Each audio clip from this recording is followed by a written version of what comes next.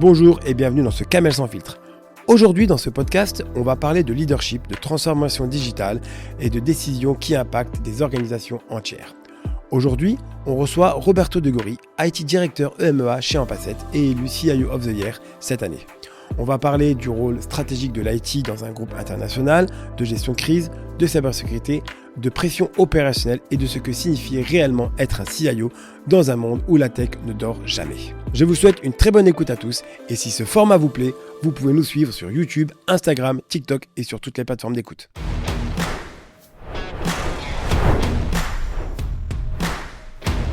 Where sustainability and social welfare are at the core of our concerns, where technological lead.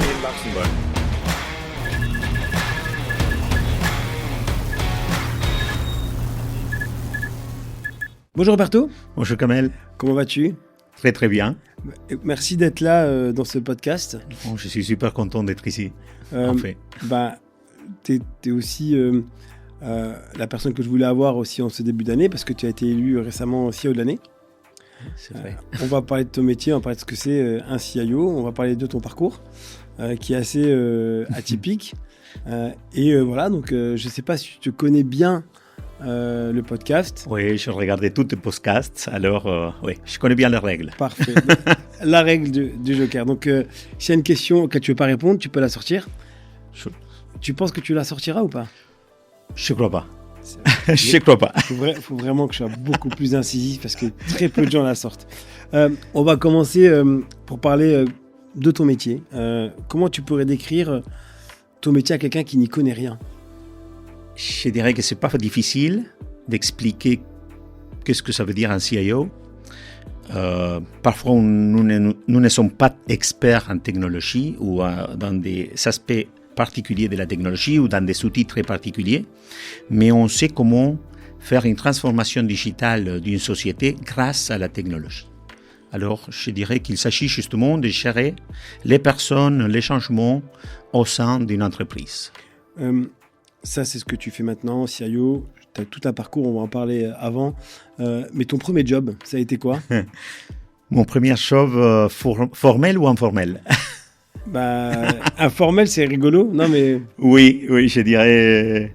Alors, mon père, il avait une petite boîte de construction en Argentine. Okay. Comme tu peux noter, le français n'est pas ma langue maternelle. Ouais. C'est l'espagnol et l'italien. Okay. Étant donné que mes parents sont italiens. Okay. Mais je suis né en Argentine et mon premier boulot, c'était justement avec mon père. Je lui aidais pendant les CT ou même pendant les week-ends quelquefois. Alors là, j'ai appris à faire un peu de tout. Tu faisais quoi ? Plutôt de l'électricité, okay. Mais aussi des trucs de... Bon, je faisais le plombier s'il le fallait, quelques trucs très basiques de maçonnerie aussi. Mais je le détestais à l'époque, hein, bien sûr. T'avais quel âge ? À 15 ans. T'étais payé ou pas ? Parce que t'es ton père. Oui. Ça va. Pas de fiche de salaire, hein, oui, bien sûr. Voilà. Mais j'étais payé, oui. Mais bien sûr, je détestais ça parce que tous mes copains de l'école, ils se baladaient, ils sortaient la nuit. Et moi, pendant le congé d'été, je ne pouvais pas le faire. Et tu avais fait quoi tu faisais quoi de cet argent ? Cet argent-là, ce n'était pas si important. Alors, je ne me souviens pas. Ouais. Par contre, par rapport à mon premier travail formel, ça a été un stage. Okay. Chez une entreprise qui avait la licence d'importation de voitures Mazda et Kia en Argentine. Okay. Et là, oui, je fais un stage dans le département de comptabilité. Et tu faisais de la compta ? Oui, en fait, mais l'école secondaire était focalisée justement sur l'administration, la compta, les taxes. Et c'était un job d'été ? Pas d'été, non. J'ai commencé pendant 6 mois comme stagiaire. Tu avais fait quoi comme étude en fait ? Explique-nous ton parcours. Donc, tu as fait le bac. Comment ça se passe en Argentine d'ailleurs ? Le cycle, le cursus, c'est comme en Europe, Presque. Okay. Bon, tu as une école primaire 7 ans, okay. École secondaire 5 ans, okay. Et après c'est l'université. Ok. Donc, tu as fait quoi comme études universitaires ? Après, ça c'est une autre réponse. Ok. Comme études universitaires, je démarrais avec la littérature. Ah oui ? Oui, je fais ça pendant 3 ans. Je me suis abandonné la filière juste au milieu. T'en avais marre de lire des livres ? Non, pas du tout. pas du tout. Mais le problème, c'est que je travaillais déjà dans le domaine informatique. Je démarrais dans le département comptable de cette entreprise, mais après, ils m'ont proposé de passer au département des systèmes. Et là, j'ai commencé à connaître de plus en plus. Comme presque toujours pour nous, j'ai commencé dans un helpdesk. Mais ça m'a permis de connaître l'infra, les différents systèmes qu'on utilisait, des trucs très, très intéressants pour moi. Mais je n'étais pas très, très confortable parce que je savais que ça manquait du background.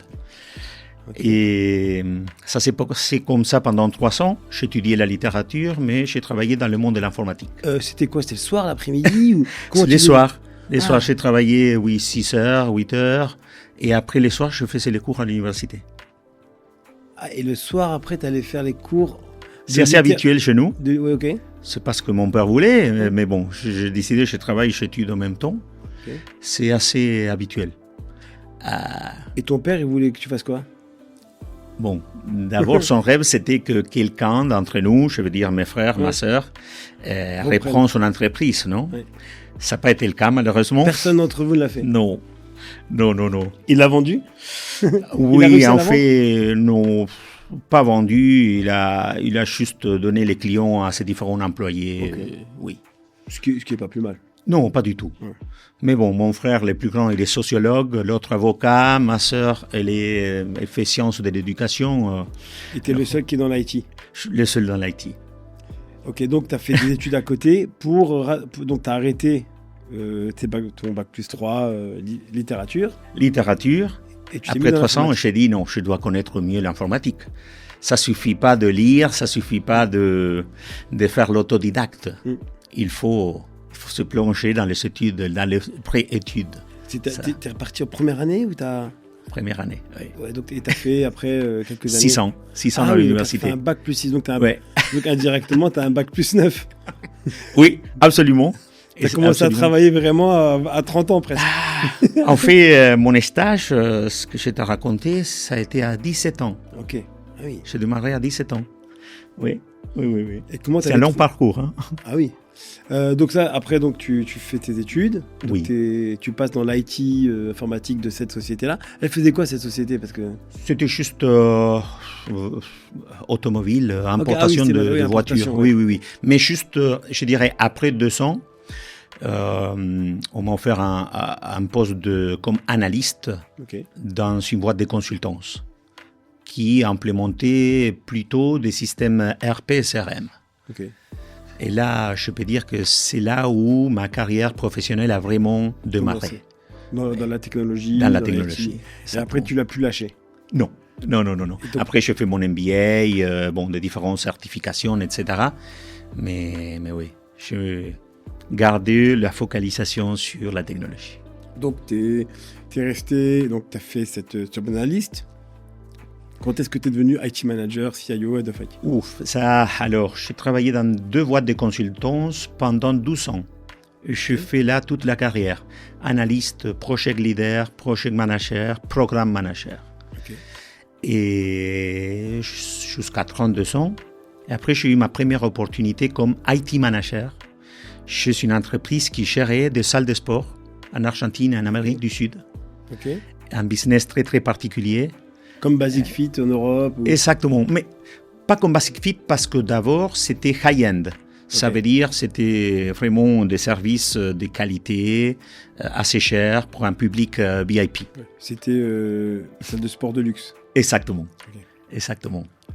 Mais comme tu as bien dit, après et ça c'est peut-être un des projets qui me rend plus fier, c'est justement de créer une chaîne de salles de sport du style low cost, comme Basic Fit.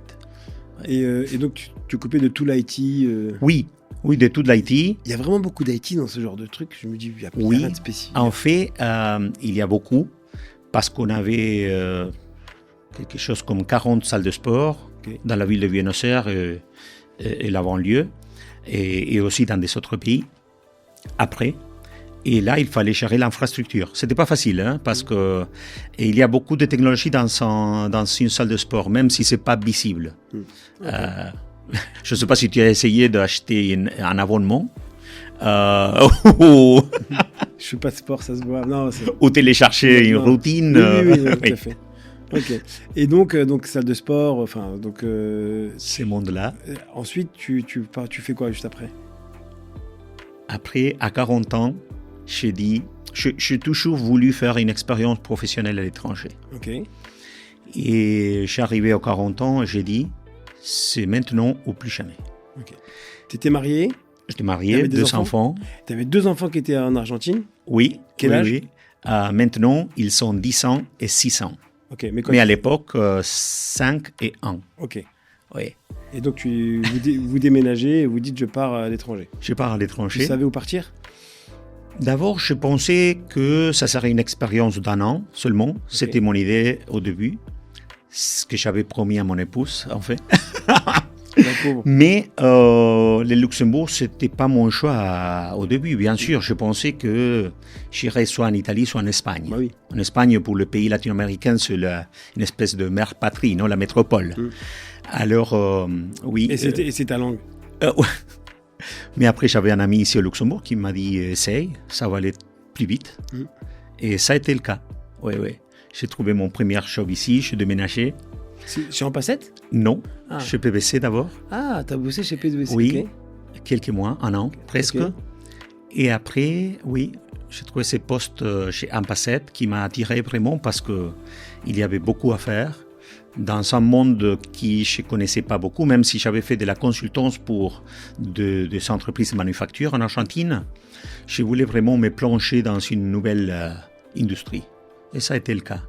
Et c'était vraiment, en plus là, on parle d'industrie, c'est vraiment l'industrie. C'est vraiment de l'industrie. Alors, oui, tout à fait. Et alors, qu'est-ce que fait Ampassette? Est-ce que tu peux décrire un peu, c'est quoi le business d'Ampassette? Parce que c'est un business B2B. Alors, qu'est-ce qu'on produit? On produit du master batch. Le master batch, ce sont de petits pellets de plastique, granulés de plastique, qui après sont utilisés par nos clients pour faire du molding. Alors, ça veut dire pour faire du packaging, pour faire des silos d'agriculture, maintenant pour faire des dispositifs médicaux, des films qui sont en contact avec les repas et ce type de trucs. Donc là, tu vends à des sociétés qui vont eux-mêmes transformer ce que vous leur vendez. Exactement. Et il y a une usine, ils sont partout dans le monde? Partout dans le monde, c'est une entreprise américaine basée à New York. Et se diviser en 4 régions. Et la région Europe, Moyen-Orient et Afrique est dirigée depuis le Luxembourg. On a nos headquarters européens ici à Dudelange. Et l'IT est géré depuis le Luxembourg. Depuis le Luxembourg. Un peu comme Husky. Oui. Un peu comme Husky. Ils sont nos voisins. On partage les mêmes... Oui, dans la zone industrielle, on est juste à côté de Husky. Ok. Et l'idée, l'industrie... tu savais que tu voulais aller là-dedans ou tu t'es dit... Pas vraiment, non, mais j'étais attiré en fait par leur proposition parce que, ils m'ont rien expliqué qu'il avait beaucoup à faire. D'abord, je croyais que c'était un peu de l'IT classique ou traditionnel. En plus, en industrie, on a l'habitude de se dire l'IT, il n'y a rien, il n'y a pas grand-chose. Il y a beaucoup de technologies, disons, dans les machines, etc. Oui. Tu fais aussi... Maintenant. Maintenant, tu fais aussi de l'IT dans les machines. Oui. Ça s'appelle comment? C'est de l'IoT? On l'appelle OT, Operational Technology. Okay. Non? Mais oui, c'est vrai, en fait, à partir de mon 2e année chez Ampassette, je commençais à partager plein d'initiatives avec l'équipe d'engineering. Et oui, on fait maintenant, on contrôle toutes les lignes de production en automatique dans quelques sites. On a démarré avec notre usine la plus moderne au nord de l'Italie. Et maintenant, cette année, on fait le rollout au Luxembourg, avec des magasins automatisés. Bon. Ça te force à voyager beaucoup? Tu vas des fois dans les usines voir un petit peu comment ça se passe? Oui, pas très souvent, mais oui, c'est le cas. Plutôt en Italie. Oui, même si on a une usine à UK, une autre en Pologne. C'est pas parce que tu parles italien et que t'aimes bien y aller. Peut-être que je me sens confortable là, c'est vrai. Là, au quotidien, donc là, Au niveau industrie, l'écosystème tech au Luxembourg, donc tu l'as intégré il y a combien d'années maintenant? 5 ans déjà. Donc il y a 5 ans que tu es chez Ampasset? Chez Ampasset, 6 ans au Luxembourg. 6 ans au Luxembourg. Ouais. Comment toi tu vois l'écosystème luxembourgeois? Je le vois assez solide. Oui, un écosystème comme le pays, à taille humaine, je dirais, où tu peux faire un vrai partenariat avec les entreprises. Et même si tu as un problème, toquer la porte du patron. Ça se passe toujours.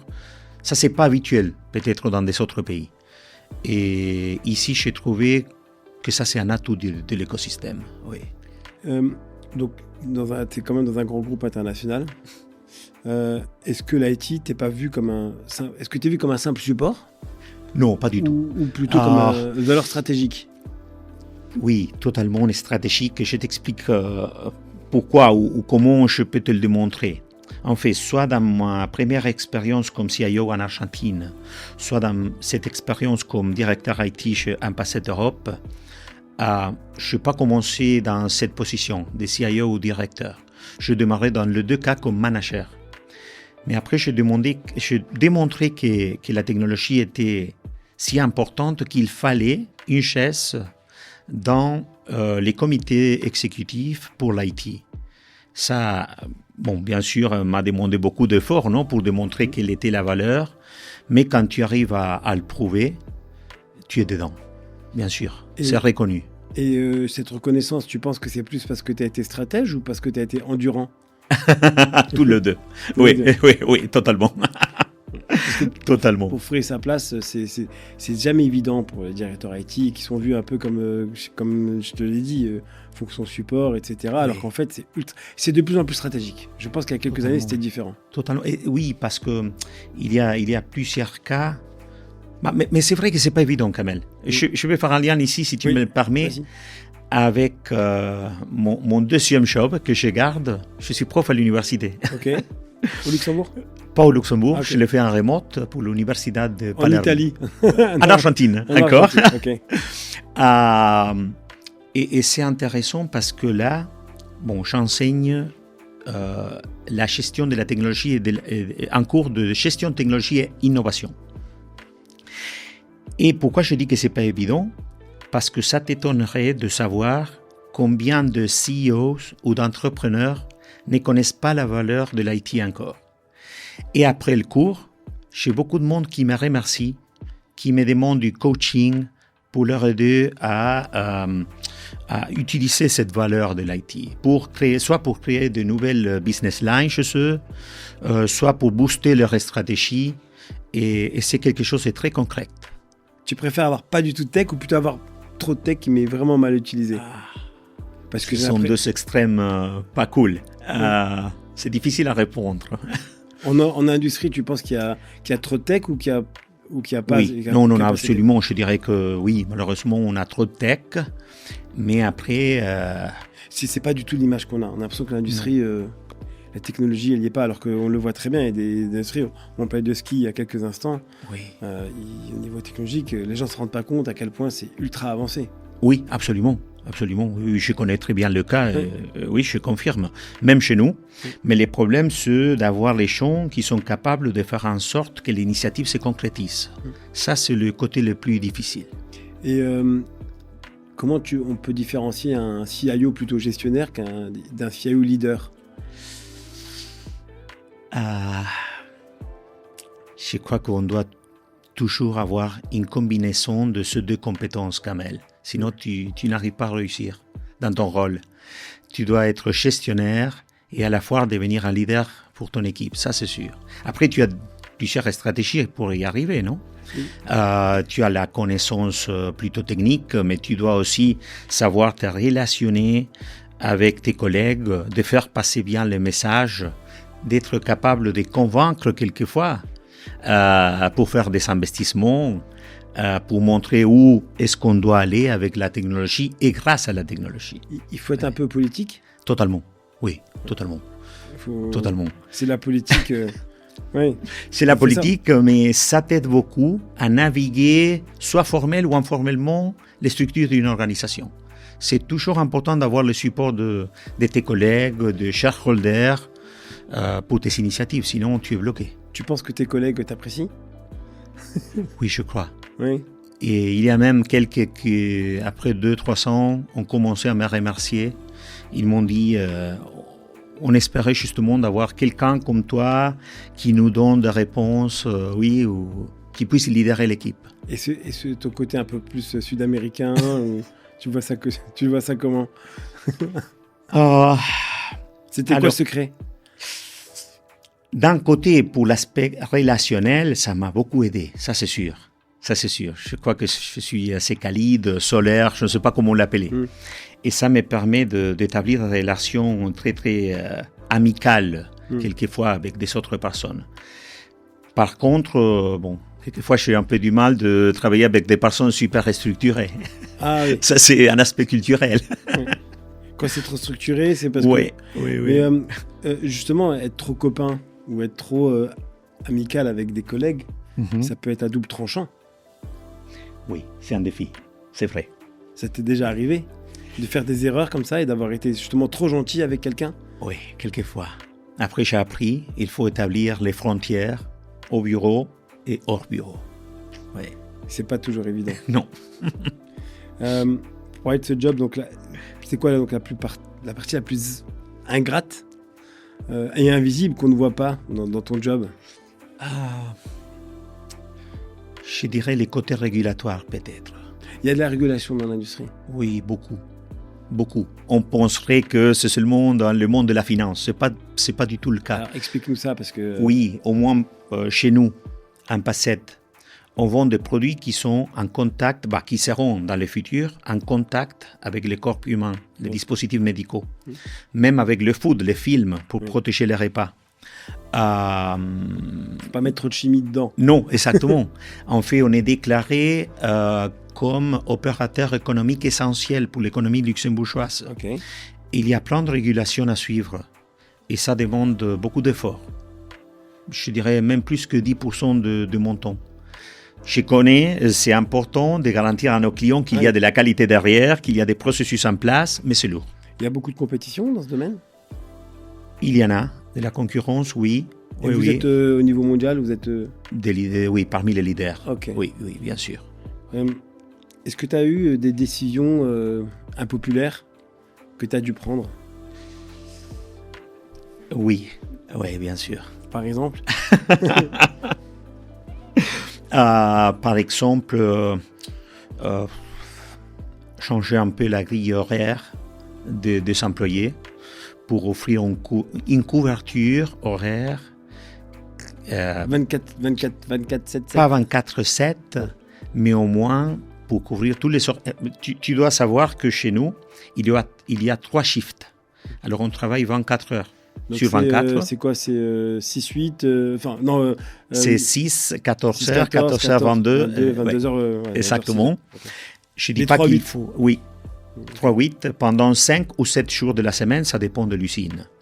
Je ne dis pas qu'il faut couvrir les 24 heures, bien sûr, mais on a dû, bien sûr, étendre nos horaires pour donner du support à nos utilisateurs plus importants et en plus développer des vrais key users qui soient capables, hors horaire bureau, de donner du support à ses collègues. Parce que c'est des ouvriers qui sont là tous les jours. Il y en a combien d'ouvriers à peu près ? Au Luxembourg, on parle de 150 personnes, mais dans la région européenne, entre 400 et 500. Globalement, 2000. C'est dur quand même, ce métier pour les ouvriers, ou c'est très automatisé ? On est en train de l'automatiser beaucoup plus, mais dans quelques usines, et particulièrement dans le monde du couleur, où il y a des pigments à gérer, ça, c'est pas très cool. Donc la décision de élargir la plage horaire, oui. Tu as dû dire à des gens, écoute, d'habitude tu travailles jusqu'à 6 heures, là, toi tu vas travailler jusqu'à 10 heures du soir. Je sais que tu aimes faire du sport à 3 heures de l'après-midi, mais c'est plus le cas, malheureusement. Oui. Et ça va, ils sont restés ? Oui. Oui. Est-ce qu'on peut quand même être un bon CIO sans décevoir ou frustrer des gens ? Pas toujours. Parce qu'il y a une chose que j'ai appris dans ma carrière, qu'il faut souvent, on doit dire non. Juste pour te donner un exemple, chaque fin d'année, on a notre réunion du comité où je reçois les demandes de mes collègues. On est toujours ils me proposent entre 40 et 50 initiatives par an. Et on est capable de gérer à l'interne, grâce aux consultants, entre 10 et 20. Ça dépend de l'année. Alors, il y a au moins 30 initiatives qui ne vont pas faire partie du planning de l'année. Et donc, tu frustres des gens parce que leur projet n'a pas abouti? Oui, pas vraiment frustré. Il faut toujours être très honnête, montrer la vraie capacité qu'on a à l'intérieur de l'entreprise, d'après les ressources qu'on a. Il faut aussi mettre en place des processus qui sont pas aimés par tout le monde. Par exemple, il y a quelques leaders qui sont pas habitués à présenter un business case pour justifier leur investissement ou leur demande IT. Mais il les faut, parce que sinon on risque d'investir sur un truc qui va pas amener de bénéfices ou va pas vraiment supporter les stratégies de l'entreprise. Et ça, c'est pas souvent. On parle beaucoup de disparition de jobs avec l'IA et tout ça. Oui. On parle d'automatisation. Oui. Est-ce que l'IA, aujourd'hui, tu t'en sers? Est-ce que vous allez vous en servir? Quelle est ta vision Ma vision, c'est que, bien sûr, il nous faut implémenter de l'IA partout, si possible. On a démarré avec des petits trucs, je l'appelle des quick wins, pour démontrer que c'est utile. On a commencé par des trucs pour automatiser le training HR. On a, comme plusieurs entreprises, le besoin d'avoir toute notre documentation dans plusieurs langues, par exemple. On a beaucoup de politiques entreprises qui doivent être connues par tous les opérateurs dans les usines. Alors, nous sommes en servi de l'IA pour faire tout ça, pour réduire les contenus, pour les rendre disponibles dans des différentes langues. Et maintenant, on est très ambitieux. On a planifié pour cette année de mettre dans les mains de quelques utilisateurs un chat pour avoir des dialogues avec les systèmes clés de notre société, sans même faire du login dans les systèmes. Ça, je crois que c'est très cool pour eux. S'ils sont chez un client, par exemple, ils pourraient bien demander où est-ce que ma sales order elle est, quand est-ce que ce produit va être fini ou livré, etc. Ça, c'est pas très, très, très intelligent, mais ça, il y a de l'IA toujours derrière. Et dans le futur, peut-être pas cette année, mais on peut attaquer le cœur de notre opération, que c'est justement le planning de la production, où il faut produire, d'après les coûts, d'après les coûts de transport vers notre client, d'après les coûts de nos matières premières, et tout ça. Et avoir le planning parfait. Ça serait l'idéal pour nous. Et ça peut faire disparaître des jobs? Peut-être, mais j'espère pas. Parce que, je viens vu un de tes derniers podcasts où vous parliez de la différence entre les remplacistes et les augmentistes. Exactement, je suis de ce côté-là. Je suis sûr qu'on va ajouter de valeur dans quelques positions de travail et on va permettre qu'ils se focalisent sur des sujets vraiment beaucoup plus utiles et avec de la valeur ajoutée derrière. Et ça nous permettra de faire face aussi à la pénurie des ressources. C'est un problème ici au Luxembourg, tu le connais mieux que moi. C'est dur de trouver des ouvriers, des opérateurs, C'est pas toujours facile. Et je ne parle pas seulement du personnel de l'usine, mais aussi du personnel au headquarter. Dans les différents domaines, soit de l'IT, soit du supply chain. Oui, c'est difficile de les attirer. Là, il y a l'IA et on entend beaucoup des augmentations des cyber-attaques. Oui. Tu t'es déjà fait attaquer? Oui, c'est vrai. Heureusement, oui, bien sûr. Mais heureusement, on a des outils en place très robustes. Et en plus, bien sûr, on a nos mesures préventives qui sont très, très utiles. On les fait chacun avec des différents fournisseurs, ce qu'on appelle le penetration test. Et ça nous permet de connaître nos faiblesses. Mais bien sûr, on se préoccupe et on s'en occupe, particulièrement des cyberattaques automatisées. Pour pour ceux qui ne savent pas, un penetration test, un pen test. Un pen test, tu peux exactement. expliquer rapidement comment ça marche? Oui. Qu'est-ce qu'ils font? Qu'est-ce qu'ils font? Bon, bien sûr, tu as besoin de ces spécialistes en sécurité de l'information qui vont essayer de rentrer dans tes systèmes internes à travers des potentielles portes ouvertes que tu pourrais avoir laissées dans ton réseau ou ton site web, par exemple. Ils vont essayer jusqu'à qu'il arrive. Et chez nous, il y a, je dirais, une complexité additionnelle parce que le pentest, on ne le fait pas que sur l'IT, on le fait aussi sur l'OT. Et là, il y a quelques défis. Ouais. Ils ne sont pas vraiment si avancés, les softwares qui viennent avec les lignes de production. Il ne faut pas trop le dire, sinon ça reste... Oui, c'est vrai, n'attirons pas les hackers. Et voilà. Donc, ça, cybersécurité. Au niveau télétravail, vous êtes, ça se passe comment chez vous? Chez nous, il n'y a pas de télétravail. Ok. Il y a des exceptions, bien sûr. Pour les opérateurs, je comprends. Non. Et en fait, tu sais, ça c'est une des raisons. Justement, on a nos bureaux headquarters juste à côté de l'usine. Et c'est perçu par la direction comme potentiellement compliqué d'avoir des gens qui doivent venir tous les jours, mais pas les autres. Ça serait perçu comme un privilège.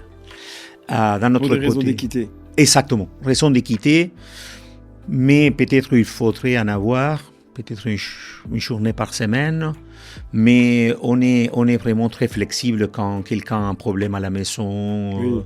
Ça, avec les enfants, bien sûr, on ne bloque jamais ce type de demande. Non. On va passer maintenant au moment où tu as été élu CIO of the Year. Ah oui. Tu as été nommé CIO of the Year. Est-ce que ça change des choses concrètement pour toi ou comment tu... Bon, d'abord, je suis très fier de ça. Je remercie beaucoup l'existence de ces prix parce que pour moi, la reconnaissance est super importante. C'est un espèce de moteur pour ma motivation. C'est bien de le dire, hein, parce qu'il y en a qui vont se dire oui, moi je m'en fiche de la reconnaissance. Non, c'est pas vrai. Ouais. Non. Bah, je crois que malgré les styles de leadership qu'on pourrait avoir, tous, nous qui sommes dans des postes de direction, etc., ou même pas, on veut laisser une trace, une empreinte, je crois, non? Oui. Et pour y arriver, la reconnaissance est super importante. Et qu'est-ce que ça change pour moi après le prix? Je dirais peut-être un peu plus de visibilité. J'ai eu des contacts que je n'aurais pas imaginés avant le prix, avant des entretiens. Tout le monde maintenant t'appelle. Oui, c'est vrai, c'est vrai. Ils essaient de te vendre des trucs aussi. Ah, ça c'est sûr, ça c'est sûr. Mais ça fait partie du jeu, c'est pas un problème. Et bon, l'opportunité d'être ici avec toi aussi, Kamel, ça c'est génial, c'est génial. Pour parler aussi de ton job, est-ce qu'il y a un échec ou une bêtise professionnelle que tu ne veux pas que les autres connaissent? Pas d'échec. Je dirais heureusement, non? Oui. Pas d'échec dans la carrière professionnelle. Une petite bêtise que tu as faite, même quand tu étais stagiaire, j'en sais rien. Un truc, tu te dis, ouais, j'ai fait cette bêtise. Oui, bêtise, beaucoup. Ça serait une longue liste. Moi, j'en ai fait une que je peux partager un jour, hein, mais ça arrive à mon avis à tout le monde. C'est qu'un jour, j'ai répondu à quelqu'un en mettant... tout le monde en copie. En fait, je voulais transférer le message. Et je transfère le message en disant mais je suis toujours poli, je dis jamais de gros mots, mais par contre je transmets en disant oui, tu te souviens, machin, bah là et je suis pas très sympa, et sauf que en transférant, je pensais transférer à mon supérieur, donc à mon boss et à l'époque, et en fait j'avais mis les personnes en copie. Enfin, j'avais répondu à tous. Ouais. Et donc ça arrive, c'est des petites bêtises. Moi aussi, ça m'est arrivé, bien sûr. Oui. Ça encore... mais dans l'IT, c'est plus dangereux. C'est totalement... Il y a des choses beaucoup plus graves qui peuvent arriver, j'en sais rien, moi. Oui, bien sûr. Tu peux faire planter un système. T'as déjà fait planter un système? Oui, quand j'étais analyste, oui. Lancer une query sans filtre, et voilà. toute la performance tombait. Et ça avait fait perdre de l'argent à la société? Non, heureusement pas. Non, peut-être quelques minutes de downtime, mais pas plus que ça. Mais je peux te dire, bien sûr, que peut-être pas d'échec important, mais bien sûr des décisions que je ferai différemment maintenant. Par exemple, qu'est-ce qu'il y a au niveau des personnes, au niveau d'une embauche, au niveau de quelqu'un que tu aurais peut-être pu garder ou que tu aurais dû virer? Oui, dans ce cas-là, oui, peut-être. Aussi, parmi mes choix, je me souviens, je t'ai raconté un peu mes études universitaires. Je regrette toujours avoir changé tellement de filières, parce que je t'ai raconté seulement un cas, mais la première fois que je m'inscris au cours à l'université, je commence par la communication sociale. Je voulais devenir journaliste. Okay. Après, j'ai changé même avant de démarrer. Okay.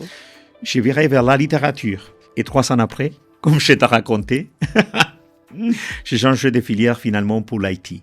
Mais peut-être une autre réflexion à l'époque, ça m'aurait épargné beaucoup de temps. Tu aurais pris directement l'IT? Peut-être, oui. Tu ne regrettes pas? Tu aurais peut-être fait sociologue comme ton frère? Non. Ouais. Mais non, même s'il est beaucoup plus intelligent que moi, bien sûr. Mais non. Mais peut-être ce que j'aurais fait différemment, Kamel, c'est de me focaliser. J'avais à l'époque des intérêts multiples. Mais c'est parce que tu étais jeune aussi, tu étais beaucoup plus jeune. Oui. Mais j'ai appris à gérer ça, parce que je garde ces intérêts multiples, mais maintenant j'arrive à les centrer. Je dis, ça c'est ma priorité aujourd'hui, c'est mon boulot. Je garde à côté un livre que je suis en train d'écrire. Tu es en train d'écrire un livre? Oui. Okay. C'est pas le premier, je n'ai jamais publié, mais ils verront la lumière. Tu as écrit d'autres livres avant? Oui. Sur quel sujet? Toujours des romans. Au début de la poésie. Ouais. Un roman, donc tu as un roman que tu as fait. Oui. Et que tu n'as jamais publié? Non. Combien de pages? Presque 200 pages. Viens, on l'édite. Les prochains, peut-être ça serait plus intéressant. Et pourquoi tu ne veux pas le publier? Ça, c'est mon côté perfectionniste. Il faut encore y retravailler. Tu vois, là, j'ai invité dans les prochains podcasts et dans ceux d'avant des gens qui ont écrit des bouquins. Et tu vois, celui qui sort là, de Nawel Tir notamment, oui. et Jérôme Rudoni également, ils ont écrit des bouquins. Et la question que je leur posais, c'est, avec l'IA aujourd'hui, tout le monde dit je suis écrivain, ils sortent des bouquins. Eux, c'est pas le cas. Ils l'ont fait eux-mêmes. Ils ont à l'ancienne. l'IA à l'ancienne. Oui. Mais justement, toi, ce bouquin-là dont tu parles, ça avait combien d'années? Les premières, oui, ça fait 15 ans. Je dirais que je le finis. Mais si tu le reprends, tu le pousses dans l'IA, corrige-le-moi, et t'es tranquille, quoi. Peut-être. Non, mais je voudrais garder à la traditionnelle, je le ferai. Oui. Peut-être avec l'actuel, je ferai corriger quelque chose, mais voyons. Mais alors, à quoi te sert un bouquin que alors, explique-moi. Un roman que tu avais, qui a 15 ans. Alors, c'est quoi l'histoire? C'est l'histoire de quoi? C'est là que j'utilise le Joker. Ah. Mais par contre, je peux te raconter quelque chose par rapport à l'actuel. Ok, donc là, tu es Joker parce que tu veux pas expliquer c'était quoi le roman il y a 15 ans. Exactement. C'est quoi? C'est une histoire? Non, c'est parce qu'il y avait un côté biographique ou presque biographique. Ah, ok. Ouais. Une déception amoureuse. et tu veux pas que ta femme le sache? Non. Je dis, non mais arrête. Joker. Okay, mais l'actuel, je peux te raconter. Raconte-moi l'actuel. Et roman à la carte Joker, c'est fini. Ok, c'est à toi. L'actuel, les sujets principaux, ce sont les expériences d'un enfant expatrié. Ah. Ça a aussi un côté biographique, je dirais, mais pas beaucoup. Il y a aussi de la fiction autour de ça. Il est venu ton fils qui est venu à 5 ans. Exactement. Et qui prend des vacances allongées. Bon, ça ne dis pas ça, Kamel. Si tu devais plus faire de tech, la réponse est facile. Hein. Tu ferais quoi? Ça serait bien sûr quelque chose lié à la culture. La littérature, le cinéma, ou juste la lecture. Tu ferais quoi? Alors, le bouquin que tu lis actuellement, c'est quoi? Ou ton bouquin préféré? Ou ton auteur préféré? J'en ai plusieurs. Je peux te parler de des latino-américaines comme Borges, Cortázar, qui est très fameux en France aussi. Ils écrivent, je connais pas du tout. Donc, oui. Ils font quoi comme c'est de la littérature, c'est des romans aussi? Pas des romans, de contes. C'est des contes, ouais. Contes. Après, les classiques français aussi, j'aime beaucoup. C'est peut-être une des raisons pour laquelle j'ai étudié le français. Pendant 6 ans, malgré ma prononciation, j'ai étudié Kamel à l'Alliance française. Mais c'est bien parce que ça permet de faire ce podcast, parce que si tu avais une autre langue, ça aurait été un peu plus compliqué. C'est vrai. L'anglais aurait été bon, mais le reste, espagnol ou italien, oublie. Et je peux te dire Stendhal, Zola, Camus et des Italiens aussi. Les théâtres particulièrement. Ok, d'accord. T'as déjà fait du théâtre? Non, mais j'apprécie beaucoup. Tu aurais bien aimé en faire? J'ai vu au théâtre très très souvent où je suis allé. On retourne à la tech. À quoi ressemblerait ta vie sur la tech? Des livres? Oui, les supports pour la lecture peut-être. Non, vraiment, je crois que ça en changerait beaucoup. Tu serais plus heureux ou frustré, ou s'il y avait plus de tech, plus tranquille? Oui, je dirais plutôt tranquille. Je dédierais beaucoup plus de temps à des trucs analogues, bien sûr. Je passerais moins de temps sur les écrans, à regarder, à scroller, etc. Ce que j'évite de faire. Et principalement, j'épargnerais ces problèmes à mes enfants. Les réseaux sociaux, justement. Il a quel âge? Le plus grand a 10 ans. 10 ans. Il n'utilise pas encore, mais ça va arriver. Ça va arriver bientôt, je crois. Et c'est quoi ton avis sur les réseaux sociaux? Ça me préoccupe beaucoup. Je crois que, on connaît les problèmes sociaux qui ça cause, non? L'aliénation, la solitude, la perte des vraies relations qu'on avait quand on était enfant. Ça me préoccupe vraiment. Alors, c'est un truc que je suis sûr que je devrais gérer sérieusement. Oui, comme je fais aujourd'hui avec les différents types d'écrans, la télé, la Nintendo et tout ça. Tu donnerais quoi comme conseil à quelqu'un qui veut travailler dans l'IT? Un jeune qui voudrait dire tiens, je veux lancer ma carrière dans l'IT, quel conseil tu donnerais? De se former et de suivre sa passion. Et de nouveau, je reviens sur le focus. Une fois que tu as une idée, tu la développes jusqu'au bout. Si tu veux, tu vas trouver la manière, les supports, même financiers, particulièrement au Luxembourg, qu'on a beaucoup de outils pour ça. Je dirais de suivre ta passion, ton idée et de la concrétiser. Parce que ça, je crois qu'on abandonne, ça a été mon cas aussi, quelquefois, quand on est en train d'entreprendre, on abandonne les idées quand on est vraiment proche de la sortie, de la mise en place. Et ça, c'est pas cool, parce qu'on a investi beaucoup de temps. Je dirais, aller jusqu'au bout. Qu'est-ce que tu dirais au Roberto adolescent comme conseil? Des nouveaux centres de intérêt, sois clair avec tes priorités et va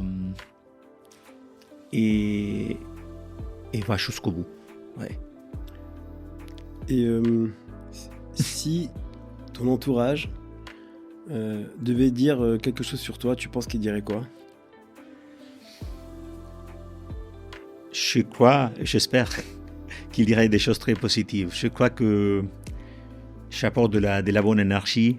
Je suis une personne avec de la joie de vivre, optimiste.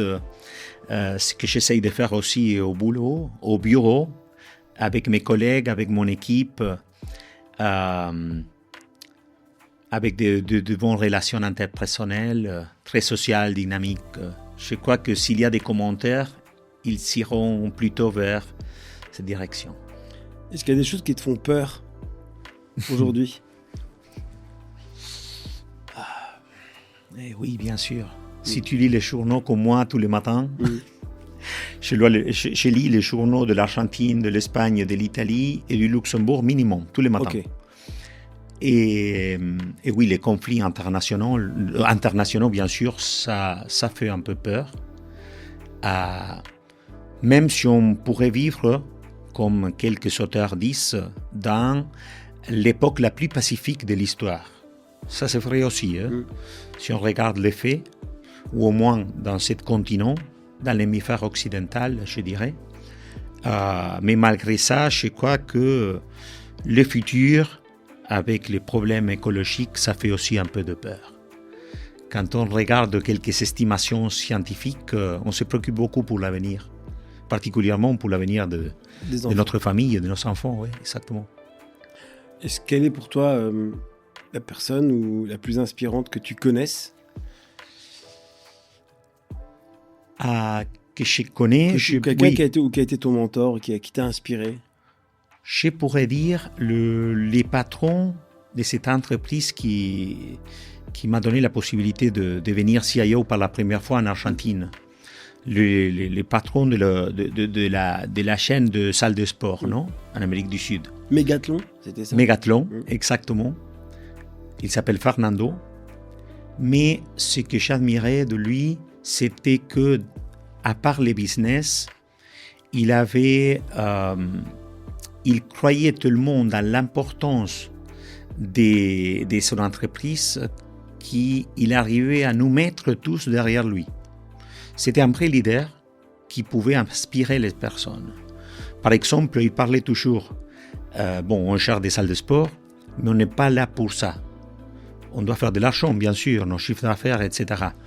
Mais il avait dans sa tête, c'était son drapeau, le fait de démocratiser le fitness, combattre le sédentarisme. Et l'argent suivra. Exactement. C'était pas sa priorité. Et j'ai trouvé ça vraiment inspirant parce que il attaquait tous les défis pas avec une tête financière. Il attaquait en disant on doit lutter pour ça parce que notre but c'est de faire sortir les gens qui sont assis à la maison et qui ne seront pas fonctionnels dans quelques années. Et dans le monde, est-ce qu'il y a une personnalité avec qui tu rêverais de travailler?